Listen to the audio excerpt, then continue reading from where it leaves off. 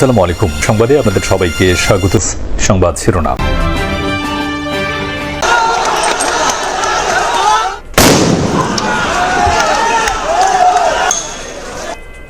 গভীর রাতে ঢাকা বিশ্ববিদ্যালয় ও ঢাকা কলেজ শিক্ষার্থীদের সংঘর্ষ, ভ্রাম্যমাণ দোকান বসানো নিয়ে বিরোধ, পরিস্থিতি নিয়ন্ত্রণে আনে পুলিশ। শীর্ষ খেলাপিদের কাছে রাষ্ট্রায়ত্ত 6 বাণিজ্যিক ব্যাংকের পাওনা 85,000 কোটি টাকা, চেষ্টা করেও আদায় হচ্ছে না ঋণ, বেশিরভাগ অর্থ পাচার হয়ে গেছে বলছেন বিশ্লেষকরা। যেগুলোকে ইচ্ছাকৃতভাবে খেলাপি হয়েছে সেগুলো ডেফিনেটলি সেগুলো তো অবশ্যই আদায় করা একটু ঝামেলা হবে, কারণ এর তো ফান্ড ডাইভার্ট করে আইদার আপনি বিদেশে পাচার করে দিচ্ছেন। সৌদি আরব ও কাতারের মধ্যস্থতায় থামল আফগান পাকিস্তান সংঘাত, সীমান্তে তুমুল সংঘর্ষে দুপক্ষে ব্যাপক হতাহতের দাবি। চাকসু নির্বাচনের প্রচারণা শেষ হচ্ছে আজ, শেষ সময় ভোটারদের কাছে টানতে ব্যস্ত প্রার্থীরা। রাকসুতেও জমজমাট প্রচার। মধ্যরাতে ঢাকা বিশ্ববিদ্যালয় ও ঢাকা কলেজ শিক্ষার্থীদের মাঝে সংঘর্ষ, ধাওয়া পাল্টা ধাওয়ায় উত্তপ্ত হয়ে ওঠে নীলক্ষেত এলাকা। বিশ্ববিদ্যালয়ের শাহনেওয়াজ হলের সামনে ভ্রাম্যমাণ দোকান বসানোকে কেন্দ্র করে দুপক্ষের সংঘর্ষ শুরু হয়। এ সময় কয়েকজন শিক্ষার্থী সহ এক সাংবাদিক আহত হয়। রাত 1:30টার দিকে শুরু হওয়া এই সংঘর্ষ চলে 3টা পর্যন্ত। পরে পুলিশ এসে দুপক্ষকে ছত্রভঙ্গ করে পরিস্থিতি শান্ত করে। সোমবার রাত 1:30টার দিকে ঢাকা বিশ্ববিদ্যালয়ের শাহনেওয়াজ হলের সামনে সংঘর্ষের সূত্রপাত। নিউ মার্কেটের ফুটপাতে দোকান বসানোকে কেন্দ্র করে মুখোমুখি অবস্থানে ঢাকা বিশ্ববিদ্যালয় ও ঢাকা কলেজের শিক্ষার্থীরা। এ সময় এক পক্ষ অপর পক্ষকে লক্ষ্য করে ইটপাটকেল নিক্ষেপ করে।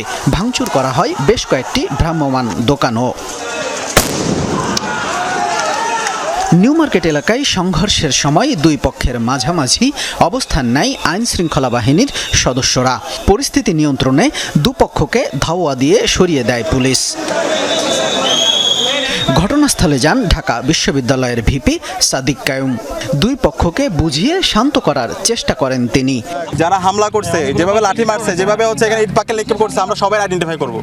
সবাইকে আইডেন্টিফাই করে তাদের সবার বিচার আওতায় নিয়ে আসা হবে। ধন্যবাদ। এই জুলাই বিপ্লব পরবর্তী এখানে কোনো চাঁদাবাজের ঠিকানা হবে না। এই জুলাই বিপ্লব পরবর্তী কোনো চাঁদাবাজের ঠিকানা হবে না।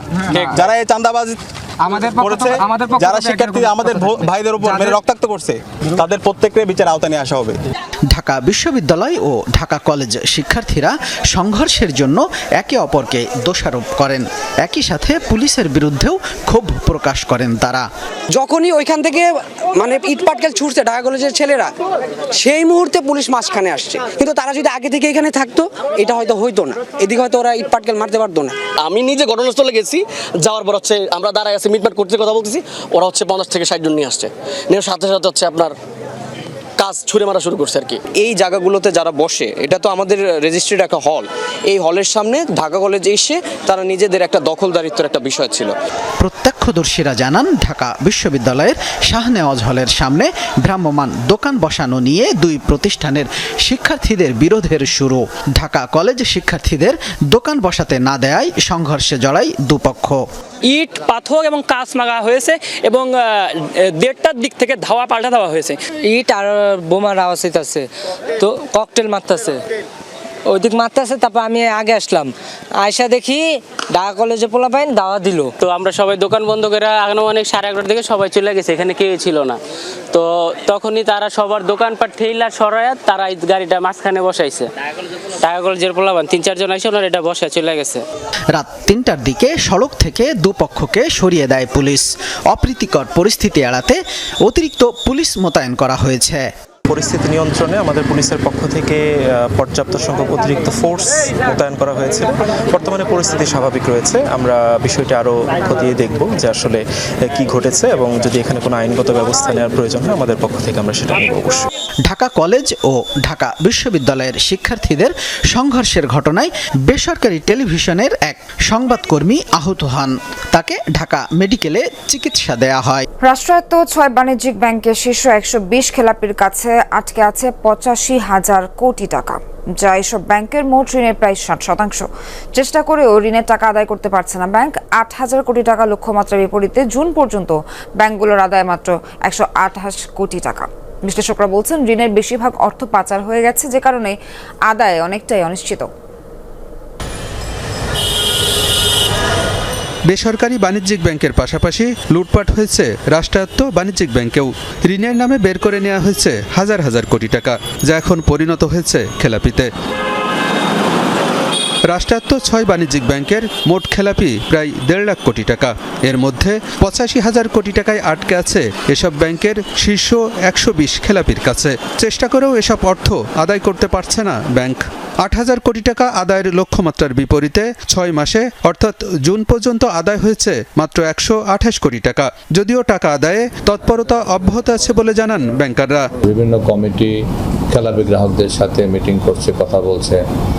প্রচলিত যে আইনগত পদক্ষেপ, তার পাশাপাশি আমরা সমঝোতার মাধ্যমে আলোচনার মাধ্যমে আমাদের খেলাপি গ্রাহকদের সাথে বসে আমরা খেলাপি ঋণগুলো আদায়ের প্রচেষ্টা অব্যাহত রেখেছি। খেলাপি ঋণে সবচেয়ে নাজুক অবস্থায় জনতা ব্যাংক। শীর্ষ 20 খেলাপি গ্রাহকের কাছে প্রায় 54,000 কোটি টাকা আটকে থাকলেও 6 মাসে আদায় হয়েছে মাত্র 15 কোটি টাকা।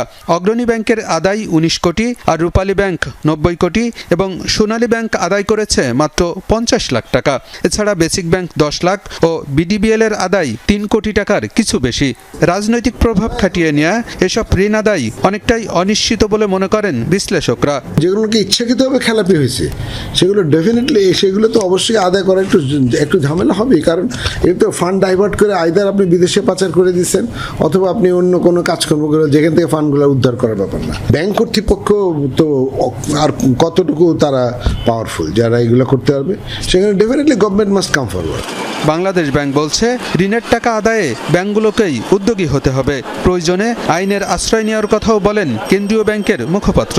আদায় যেভাবে হোক বাড়াতে হবে, এবং আদায় পরিস্থিতি যদি দেখা যাচ্ছে যে আদায় করা যাচ্ছে না, গ্রাহকের সাথে যোগাযোগ স্থাপন করা যাচ্ছে না, সেক্ষেত্রে আইনের আশ্রয় নিতে হবে এবং তাদের যে সকল কোলাটেরাল আছে সেগুলোকে আইনের মাধ্যমে ব্যাংকের করায়ত্ত করে সেগুলো মালিকানা সেগুলো লিকুইড করে দায় কমানো, এই পদক্ষেপ নিতে হবে। ঋণ আদায় বাড়াতে না পারলে ব্যাংকগুলো বড় ধরনের সংকটে পড়বে বলেও আশঙ্কা সংশ্লিষ্টদের। সৌদি আরব কাতারের মধ্যস্থতায় পাকিস্তানের সাথে সংঘাত থামিয়েছে আফগানিস্তান। সংবাদ সম্মেলনে এমনটা জানিয়েছেন আফগান পররাষ্ট্রমন্ত্রী। এর আগে সীমান্তে ব্যাপক সংঘর্ষ হয় দুদেশের সেনা এবং যোদ্ধাদের। আফগানিস্তানের 58 পাক সেনা হত্যার দাবির বিপরীতে 200-রও বেশি তালেবান যোদ্ধাকে হত্যার দাবি করেছে ইসলামাবাদ। সংঘাতের জেরে বন্ধ ঘোষণা করা হয়েছে পাকিস্তান আফগানিস্তান সীমান্ত।